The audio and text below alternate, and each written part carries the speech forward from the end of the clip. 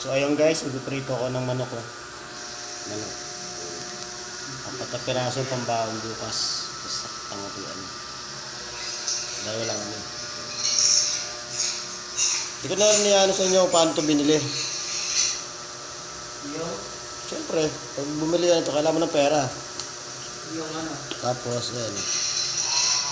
Kailangan mo na magsalang ng mainit na mantiga. Kailangan mainit ang mantiga bago nyo isalang ang piniprito nyo. Busok-busok na. So, ang gagawin, para maganda yung ano, kailangan ito